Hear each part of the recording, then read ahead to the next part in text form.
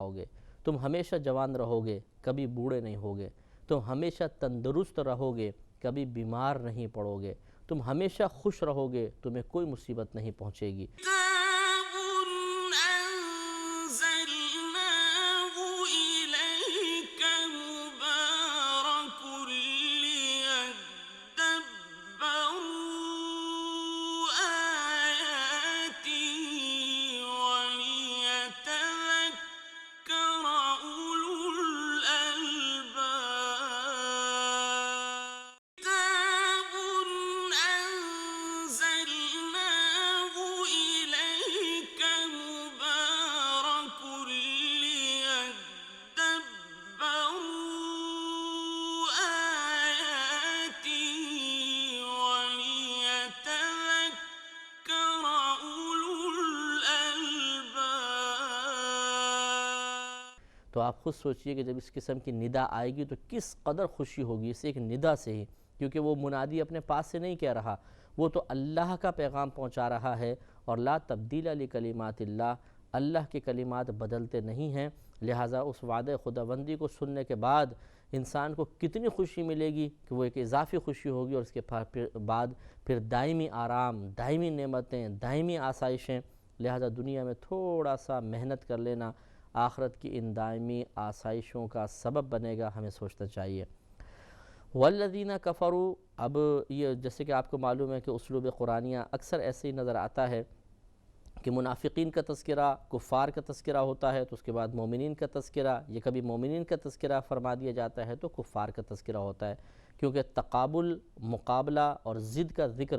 یعنی متقابل کا ذکر کر دینا، کسی ضد کا ذکر کر دینا، اس سے بات اچھی سمجھ میں آتی ہے، معرفت بہت اچھی حاصل ہو جاتی ہے، لہٰذا ابھی مومنین کا تذکرہ فرمایا تو ساتھ ساتھ پھر کفار کا ذکر بھی فرمایا کہ والذین کفروا، اور وہ جو کافر ہوئے، وَكَذَّبُوا بِآيَاتِنَا، اور انہوں نے ہماری آیات کو جھٹلایا، ان کی تکذیب کی، اولئک اصحاب النار، یہی لوگ دوزخی ہیں، خالدین فیہا، وہ اس میں ہمیشہ ہمیشہ رہیں گے، وَبِئْسَ الْمَصِيرُ، اور یہ کیا ہی برا انجام ہے، کیا ہی بری پلٹنے کی جگہ ہے۔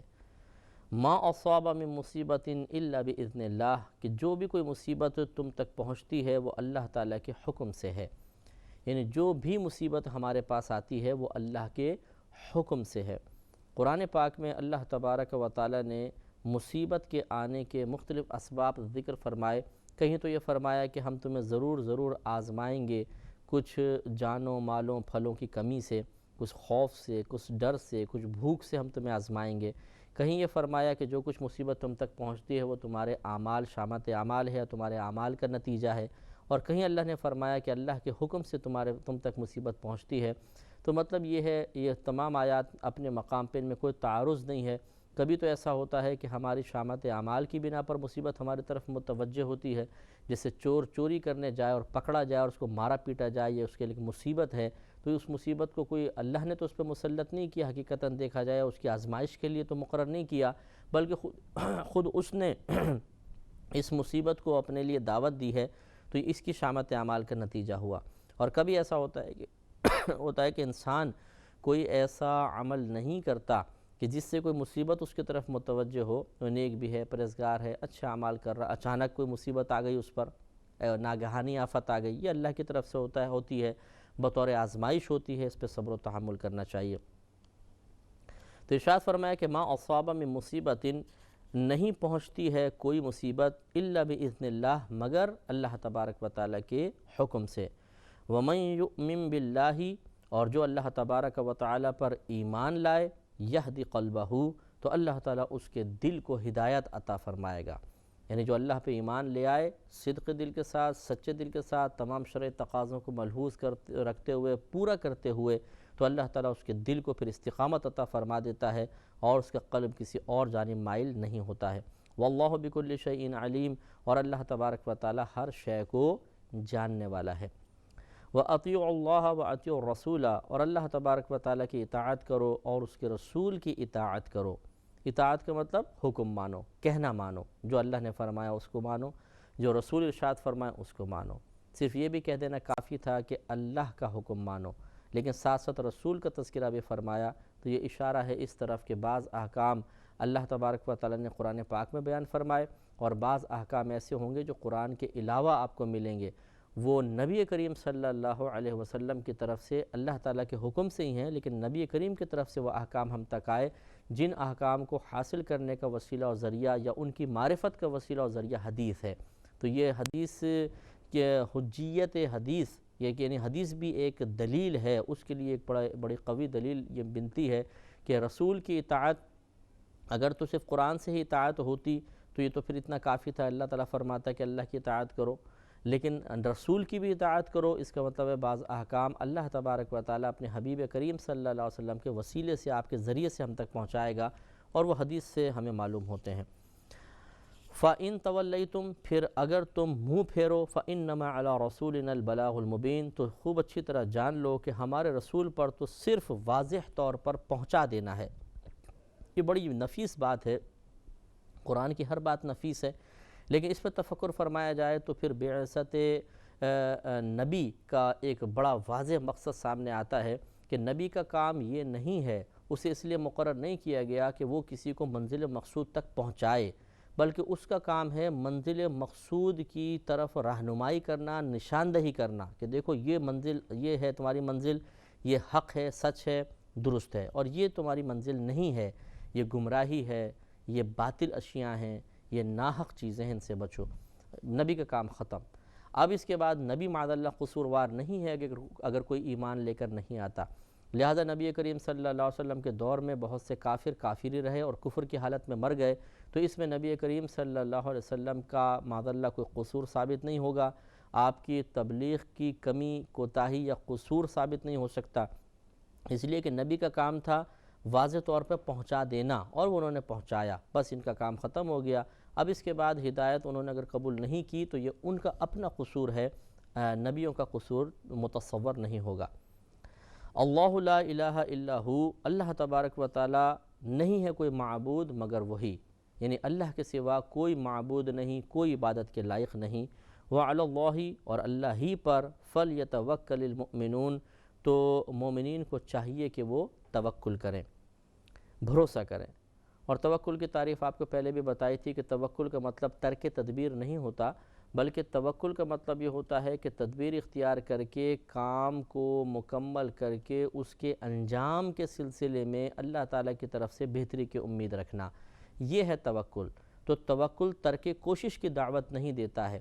یا کوشش توکل کے منافی یا خلاف نہیں ہوتی ہے، کوشش ضرور کریں، تدبیر اختیار کریں، مشاورت کے ساتھ کام کریں، لیکن اس کام کے انجام کے سلسلے میں دل کو مطمئن رکھیں کہ جو اللہ چاہے گا ہوگا، اور حسن ظن قائم رکھیں کہ بہتر ہی ہوگا میرے حق میں۔ چنانچہ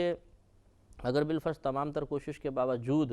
کام کا نتیجہ ہماری مرضی کے خلاف نکلا تو ہمیں پھر گھبرانا نہیں چاہیے کہ اتنی محنت کی اور یہ ہوا، ٹھیک ہے، اللہ تعالیٰ کی مشیت اور مرضی یہی ہے، اور اسی پر ہمارا توکل اور بھروسہ تھا۔ اگر اس نے اپنی حکمت سے ہماری توقع کے مطابق نتیجہ فراہم نہیں کیا تو یہ بات کوئی شکوہ شکایت کے قابل نہیں ہے۔ اللہ تعالیٰ کے ہم تابع ہیں، اللہ تعالیٰ کے اطاعت کرتے ہیں، ہماری پسند ناپسند اللہ تعالیٰ کی پسند کے تابع ہے، ناپسند جو چیز اللہ ناپسند کرتا ہے ہم اسے ناپسند کریں گے، تو یہ مقام اعتراض نہیں بلکہ یہ مقام سمجھ لیں امتحان کا ہے کہ ہم اللہ تعالیٰ کی مرضی کو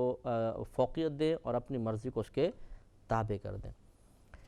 آگے ارشاد فرمایا کہ یا ایھا الذین آمنو، اے ایمان والو۔ یہ 13ویں آیت تک ہم پہنچے ہیں، انشاءاللہ 14ویں آیت کی تفسیر اگلے پروگرام میں کریں گے۔ وآخر دعوانا ان الحمدللہ رب العالمین۔ كتاب أنزلناه إليك مبارك ليدبروا آياته وليتذكر أولو الألباب۔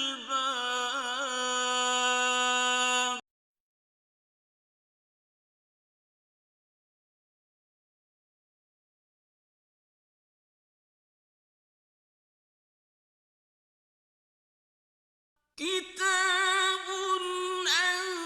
أنزلناه إليك مبارك ليدبروا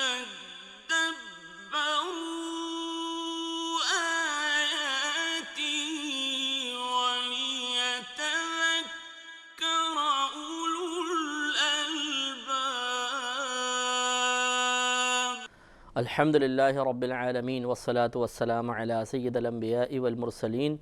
اما بعد فاعوذ باللہ من الشیطان الرجیم بسم اللہ الرحمن الرحیم۔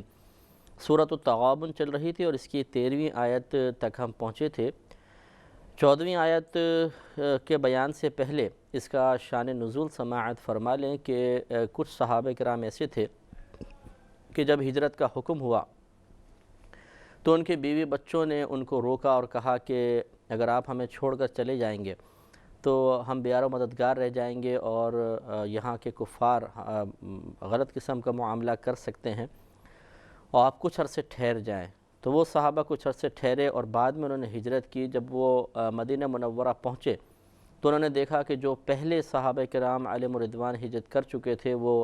علم حاصل کرنے کی برکت سے بڑے فقیہ اور ماہر ہو چکے تھے۔ اس وقت ان کو اپنی ہجرت میں دیر کرنے پر افسوس ہوا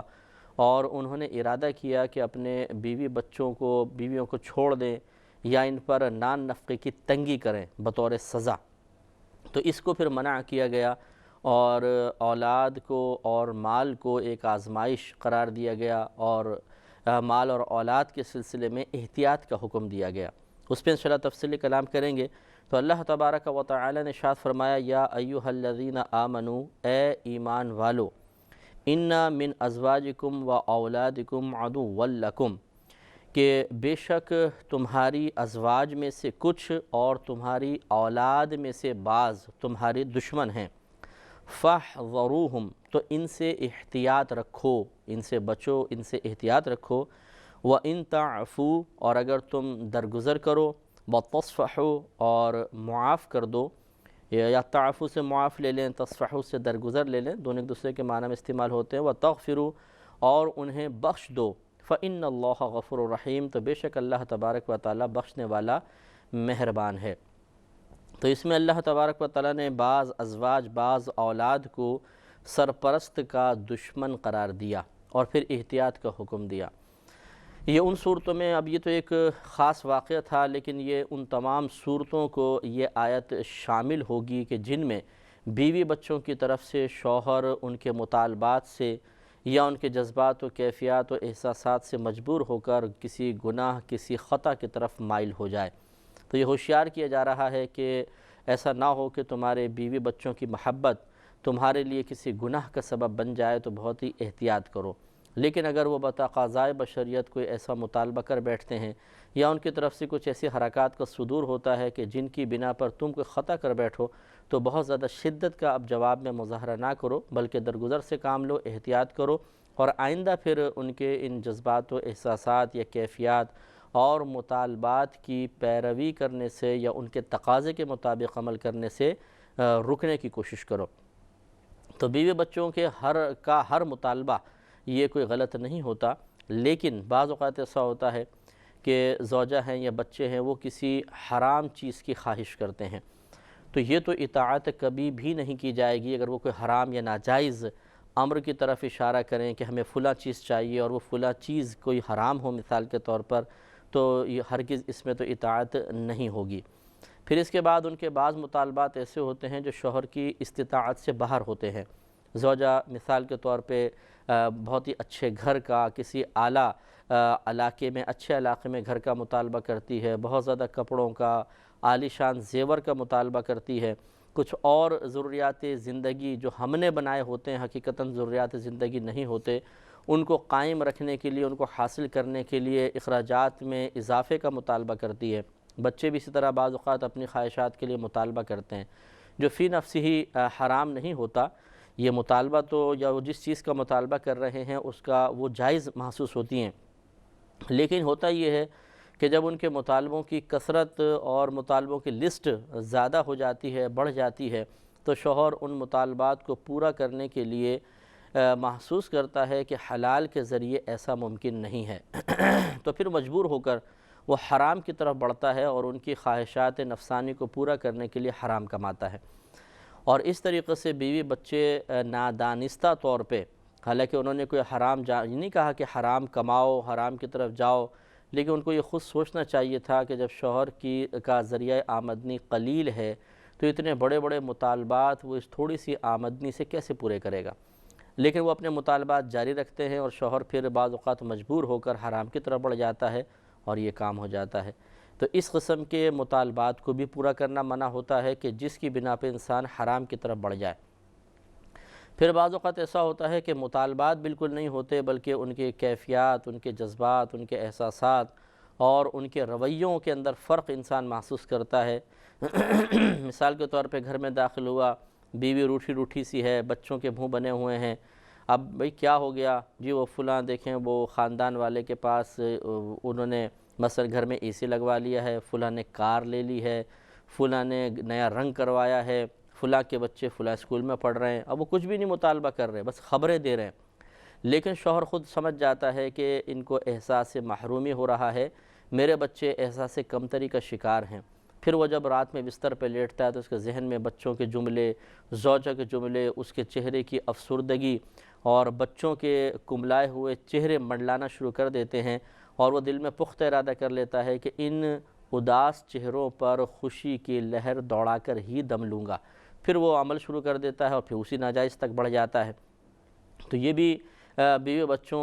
کے لیے ایک ضروری چیز ہوتی ہے کہ وہ باپ کو اس قسم کا رویہ اس کے سامنے پیش نہ کریں کہ اسے حرام کی طرف بڑھنے پر مجبور کر دیں۔ كتاب أنزلناه إليك مبارك ليدبروا آياته وليتذكر أولو الألباب كتاب أنزلناه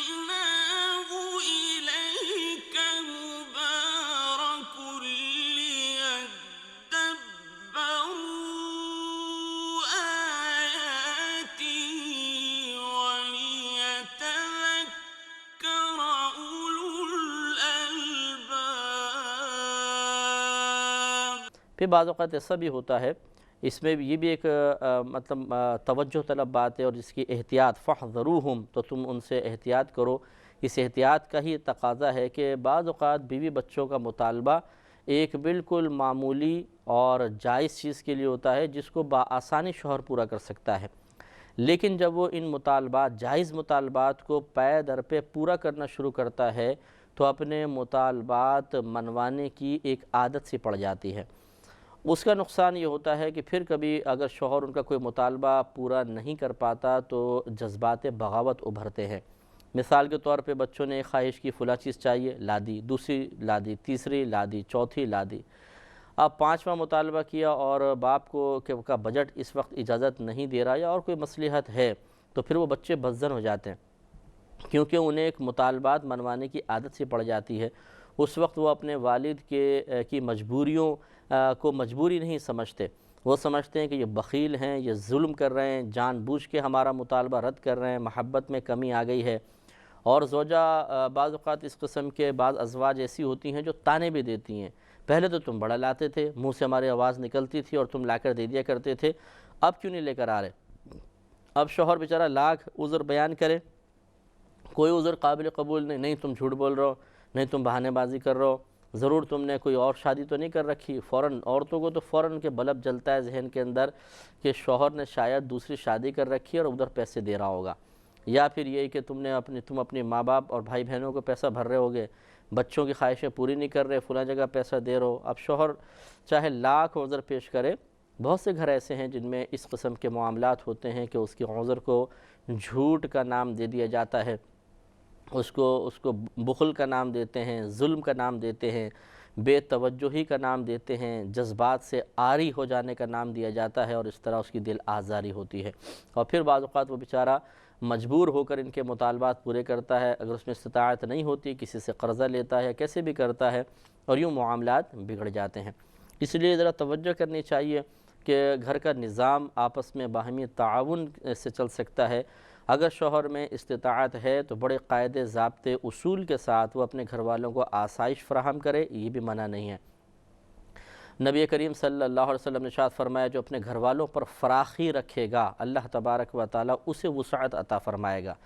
ہمارے یہاں بعض اوقات ایسا ہوتا ہے کہ دوستوں پہ خرچ کر دیا جاتا ہے لیکن بیوی بچوں پہ خرچ کرتے ہوئے بخل محسوس ہوتا ہے، انہیں لمیٹڈ چیزیں لا کر دیتے ہیں، دوستوں پہ لاکھوں روپے خرچ ہو جاتے ہیں، یہ غلط چیز ہے۔ بیوی بچوں کو جہاں تک انسان آسائش آرام مہیا کر سکتا ہے وہ اس اپنے حسب استطاعت کرے، لیکن ذہنی طور پہ ان کو اس طرح تیار رکھے کہ اگر خدا نہ خواستہ کبھی بھی ایسا ہوا کہ میری طرف سے کوئی کوتاہی ہوئی اور وہ اللہ تبارک و تعالیٰ کی طرف سے کسی آزمائش کا نتیجہ ہو تو تم میرے ساتھ تعاون کرنا اور ذہنی لحاظ سے میرے ساتھ ہی رہنا اور مجھے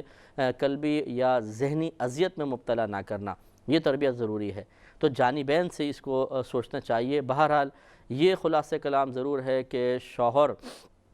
یا گھر کا سرپرست اپنے بیوی بچوں کی وجہ سے اگر کسی گناہ میں مبتلا ہو رہا ہو اور وہ سمجھتا ہے کہ ان کی مطالبات یا ان کی عادات و اطوار یا ان کی محبت میں بہت زیادہ اضافہ مجھے کسی گناہ کی طرف مائل کر رہا ہے، تو ایسے بیوی بچوں کو اللہ تبارک و تعالیٰ نے انسان کی آخرت کے سلسلے میں دشمن قرار دیا ہے اور اس معاملے میں احتیاط کا حکم دیا ہے۔ اب معاملہ واضح ہے، ہمارے سامنے ہے، ہمیں خود احتیاط کرنا چاہیے، اپنا محاسبہ کرنا چاہیے اور غور و تفکر کرنا چاہیے کہ ہم کس اسٹیج پر ہیں اور کیا ہمارے کسی عمل سے گھر والوں کی خود عادت تو نہیں بگڑ رہی یا وہ بگڑے ہوئے تو نہیں ہیں اور میں ان کے بگاڑ کے اندر اور اضافے کا سبب بن رہا ہوں، یہ نقصان کا باعث بنتا ہے، احتیاط کرنی چاہیے۔ لہذا آگے مزید ارشاد فرمایا کہ انما اموالکم و اولادکم فتنہ واللہ عندہ اجر عظیم، محض تمہارے اموال اور تمہاری اولاد ایک آزمائش ہے اور اللہ تبارک و تعالی اسی کے پاس اجر عظیم ہے۔ كتاب أنزلناه إليك مبارك ليدبروا آياته وليتذكر أولو الألباب كتاب أنزلناه إليك مبارك ليدبروا آياته وليتذكر أولو الألباب۔ تو اللہ تعالیٰ نے مالوں کو اور اولاد کو ہمارے لیے ایک آزمائش قرار دیا ہے۔ مال کی آزمائش مختلف طریقے سے ہوتی ہے، ایک کمانے کے اندر کہ حلال ذریعہ اختیار کیا جائے، انسان سمجھتا ہے کہ حرام کے ذریعے کماؤں گا کثرت سے آئے گا، حلال کے ذریعے کماؤں گا تھوڑا آئے گا، حالانکہ یہ ایک تصور ہوتا ہے صرف۔ اصل اصول تو یہ ہے کہ اللہ تبارک و تعالی نے قرآن عظیم میں خود ارشاد فرمایا کہ وما من دابۃ فی الارض الا علی اللہ رزقها، کہ زمین پر چلنے والی کوئی چیز ایسی نہیں ہے کہ جس کا رزق اللہ کے ذمہ کرم پر نہ ہو۔ ایک بات تو یہ کہ اللہ تعالیٰ عطا فرمائے گا رزق، دوسری بات کہ نبی کریم صلی اللہ علیہ وسلم نے ارشاد فرمایا کہ قلم قدرت لوگوں کا رزق لکھ کر خشک ہو چکا ہے، اب کسی پرہیزگار کی پرہیزگاری اس کو بڑھا نہیں سکتی اور کسی کا فسق و فجور اسے کم نہیں کر سکتا۔ یعنی جو اللہ تعالیٰ نے آپ کی میری قسمت میں ایک رزق کی مقدار لکھ دی ہے، اگر پوری دنیا جمع ہو جائے تو ایک دانہ چھین کے نہیں لے جا سکتی، اور اگر پوری دنیا مل کر اس میں اضافے کی کوشش کرے تو ایک دانے کا اضافہ نہیں کر سکتی۔ جب یہ بات کنفرم ہو گئی ہے کہ نبی کریم صلی اللہ علیہ وسلم نے ارشاد فرما دیا کہ رزق کی تقسیم تو پہلے ہی ہو چکی ہے، تو اب اس رزق کو بس حاصل کرنا ہے، اس کے لیے ہمیں کسب اور کوشش کا حکم دیا گیا ہے۔ اب ہم جتنی بھی کوشش کر لیں، چاہے حلال ذرائع سے کریں چاہے حرام ذرائع سے، ایک بات تو یہ کہ اتنا ہی رزق ملے گا جتنا اللہ نے قسمت میں لکھا ہے، اس سے زیادہ کوئی لے نہیں سکتا، اس سے کم کوئی کر نہیں سکتا، کیونکہ اگر زیادہ یا زیادتی یا کمی کا ہم عقیدہ رکھیں گے تو اس کا مطلب یہ ہوگا کہ اللہ تبارک و تعالیٰ کے فیصلے کو بدلنے کا ہم نے عقیدہ رکھ لیا کہ ہاں میری کوشش اللہ کے فیصلے کو بدل سکتی ہے، یا لوگوں کی طرف سے مخالفتیں یا میرے رزق میں تنگی کرنا اللہ کی تقسیم کو بدل سکتا ہے، اور یہ بالکل غلط ہے۔ لا تبدیل لکلمات اللہ، اللہ کے کلمات کبھی بدلتے نہیں ہیں۔ لہٰذا اب یہ سوچنا چاہیے کہ جتنا رزق میری قسمت میں وہ تو ملنا ہی ہے، تو پھر کیوں نہ میں حلال ذرائع اختیار کروں، کہ ملے گا تو ضرور اور اتنا ہی ملے گا جتنا اللہ نے میری قسمت میں لکھا۔ لیکن یہ ہماری طبیعت کی جلد بازی ہوتی ہے کہ ہم حرام ذرائع اختیار کر کے اپنا وہی رزق جو اللہ نے پہلے ہی ہماری قسمت میں لکھا ہوا ہے اپنی شامت اعمال کی بنا پر ناجائز طریقے سے حاصل کرنے کی کوشش کرتے ہیں اور یوں گناہ کے مرتکب ہو جاتے ہیں۔ لہٰذا مال کی ایک آزمائش تو اس کو حاصل کرنے کے وقت ہوتی ہے، یہ مال کی طرف سے ایک آزمائش ہے۔ دوسرا، جب مال ہمارے پاس آ جاتا ہے اور بینک بیلنس بن جاتا ہے، اب اسے صحیح مقام پہ خرچ کرنا، صحیح لوگوں تک پہنچانا، پھر غریبوں تک پہنچانا، اس میں سے حقوق ادا کرنا، ماں باپ کا، بہن بھائیوں کا، بیوی بچوں کا، محلے والوں کا، غریبوں کا، کس کا کتنا حق ہے، کس انداز سے ہے، کب بنے گا، یہ معلومات حاصل کرنا ضروری ہیں۔ لیکن اس وقت بھی مال آزمائش بن جاتا ہے کہ مال کی بڑی محبت ہوتی ہے اور انسان نہیں چاہتا کہ یہ مال اس کے پاس سے جدا ہو، لہٰذا بخل غالب آ جاتا ہے۔ کروڑوں روپے زکوٰۃ کے پڑے ہوتے ہیں لیکن انسان اس لیے خرچ نہیں کرتا کہ وہ سوچتا ہے میرا مال ضائع ہو جائے گا، معاذ اللہ میرے پاس سے چلا جائے گا، حالانکہ وہ جس کا ہے اللہ تبارک و تعالیٰ نے اس کے لیے ہی اس کو پیدا کیا اور ہمیں بطور امانت دیا ہے۔ یاد رکھیں کہ ہمارے مال میں جس کا حق ہے وہ مال ہمارا ہے ہی نہیں، وہ تو اللہ تبارک و تعالیٰ نے ہمیں عطا کر دیا کہ فلاں تک پہنچاؤ، تو یہ ایک امانت ہے، اس کو تو پہنچانا پڑے گا، نہیں پہنچائیں گے تو قابل گرفت ہو جائیں گے۔ ہم اسے اپنی طرف منسوب تو کرتے ہیں کہ یہ میرا مال ہے، یہ میرا اکاؤنٹ ہے، یہ میرا بینک بیلنس ہے، لیکن حقیقتاً اس میں جس کا حق ہے وہ اس کا بینک بیلنس ہے، وہ اس کا اکاؤنٹ ہے، وہ اس کا پیسہ ہے اور وہ اس تک پہنچے گا۔ آپ اگر نہیں پہنچائیں گے کسی نہ کسی ذریعے سے، اللہ نے تو پہنچانا ہی پہنچانا ہے، آپ اگر نہیں پہنچائیں گے تو آپ گناہگار ہو جائیں گے۔ بس معاملہ یہ ہے کیونکہ آپ کو حکم تھا کہ آپ اس مال کو مستحق تک پہنچا دیں، یا ایسے ذرائع تک پہنچائیں کہ جو مستحق تک پہنچانے کا وسیلہ بن جائیں۔ تو یوں بعض اوقات مال کی موجودگی آزمائش بنتی ہے۔ پھر جب انسان مال خرچ کرتا ہے تو ایک آزمائش کا اس کو سامنا کرنا پڑتا ہے، حلال جگہ ہی کرنا ہے، اخلاص کے ساتھ ہی کرنا ہے، درست مقام پہ خرچ کرنا ہے۔ تو درست مقام کا تعین اور پھر اخلاص، یہ بہت ہی مشکل کام ہوتا ہے، ایک بہت بڑی آزمائش ہے، کیونکہ انسان عموماً فضولیات میں، حرام کاموں میں پیسہ خرچ کرنا زیادہ پسند کرتا ہے اور بلا دریغ پیسہ خرچ کرتا ہے، اور اس کے بعد نام و نمود کی خواہش اتنی غالب ہوتی ہے کہ وہ مر جانا پسند کر لے گا شاید، لیکن مال کو اخلاص کے ساتھ دینا پسند نہیں کرے گا۔ جب تک 10 آدمیوں کو سنانا دیا جائے اشارتاً، کنایتاً یا واضح طور پہ صراحتاً، تب تک قلب کو سکون ہی نہیں ملتا ہے۔ 10 کو بتاتے ہیں جو فلاں ادارے میں فلاں صاحب کو ہم نے اتنا پیسہ دیا، فلاں ادارے میں اتنا پیسہ دیا، فلاں کو غریبوں کی ہم نے اتنی امداد کی، فلاں جگہ اتنے کھانے کھلا دیے، فلاں جگہ اتنی دیگیں پکوا دی، فلاں کو ہم نے گھر لے کر دے دیا، اتنے میں نے عمرے کروائے، اتنے میں نے حج کروائی، وغیرہ وغیرہ، پوری تفصیل اپنی سنا دی جاتی ہے، اور اس سنانے کے ذریعے ایک حظ نفس حاصل ہوتا ہے، ایک مزہ حاصل ہوتا ہے، ایک بڑے پن کا احساس جو لذت لے کر آتا ہے وہ احساس حاصل ہوتا ہے، لیکن اس سے ثواب میں کمی ہو جاتی ہے۔ تو اس طرح مال مختلف انداز سے ہمارے لیے ایک آزمائش بنتا ہے،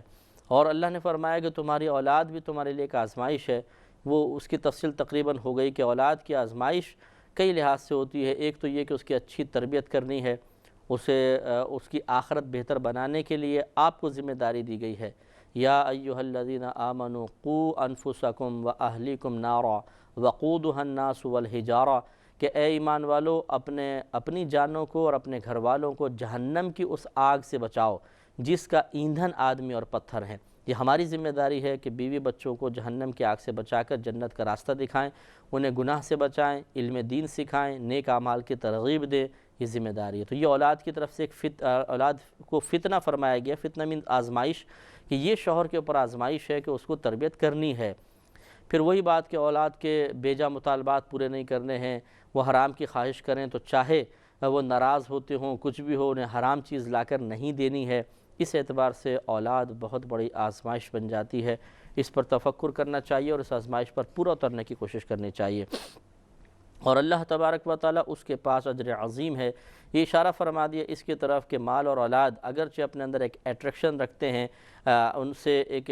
قلبی سکون حاصل ہوتا ہے، ذہنی سکون حاصل ہوتا ہے، دنیا میں عزت اور مقام حاصل ہوتا ہے، لیکن چاہے کچھ بھی ہو، اللہ تعالیٰ کے پاس جو کچھ جمع ہے وہ اس سے کہیں بہتر ہے۔ لہٰذا یہ اشارہ کیا جا رہا ہے کہ اللہ تعالیٰ کے پاس موجود جو آخرت میں اللہ نے تیار کر رکھا ہے اس پہ نظر رکھ کر کبھی بھی ایسا نہ ہو کہ یہ تمہارا مال اور تمہاری اولاد اس آخرت سے غافل کر دے۔ یہ انسان کی بہت بڑی بدبختی ہوتی ہے کہ وہ اپنے پاس موجودہ مال یا موجودہ قوت پر زیادہ بھروسہ رکھتا ہے، اور آخرت میں جو اللہ تبارک و تعالیٰ کے پاس موجود ہے اس پہ کم توجہ ہوتی ہے، لہٰذا وہ اسی دنیا کے اندر مشغول رہتا ہے اور آخرت کی تیاری سے اکثر غافل ہو جاتا ہے۔ تو آگے فرمایا کہ فاتقوا اللہ، پس اللہ تبارک و تعالیٰ سے ڈرو، مستطعتم، جتنا تم سے ہو سکے، جتنی اللہ تبارک و تعالیٰ نے تمہیں استطاعت دی ہے اتنا تم اللہ سے ڈرو۔ یہ استطاعت بہت مختلف انداز سے مختلف ہوتی ہے، مثال کے طور پر علمی طور پہ استطاعت حاصل ہوتی ہے، جتنی اللہ کی معرفت زیادہ ہوگی خوف خدا زیادہ ہوگا۔ چنانچہ جس کی جتنی حیثیت ہے، ایک عوام میں سے جتنا اس نے اللہ کے بارے میں سنا، اس کے عذاب کے بارے میں سنا، اسے چاہیے اتنا وہ ڈرے۔ ایک عالم دین ہے جس نے بہت ڈیپلی مطالعہ کیا ہے، اسے دنیا اور آخرت کے بہت سارے امور پر اللہ تبارک و تعالیٰ نے معرفت والا بنا دیا ہے، وہ اس سے زیادہ ڈرنا چاہیے۔ یہی وجہ ہے کہ ہمارے نبی کریم صلی اللہ علیہ وسلم اور دیگر انبیاء علیہم السلام بہت زیادہ اللہ کا خوف رکھا کرتے تھے، حالانکہ وہ معصوم عن الخطا تھے، وہ قطعی طور پہ جنتی تھے، اس کے باوجود وہ اللہ سے ڈرا کرتے تھے۔ یہ اس بات کی علامت تھی کہ جس کی معرفت جتنی زیادہ ہوتی ہے وہ اللہ تعالیٰ کو اتنا ہی خوف رکھتا ہے۔ استطاعت کی مزید وضاحت انشاءاللہ جاری رہے گی اگلے پروگرام میں۔ وآخر دعوانا ان الحمد للہ رب العالمین۔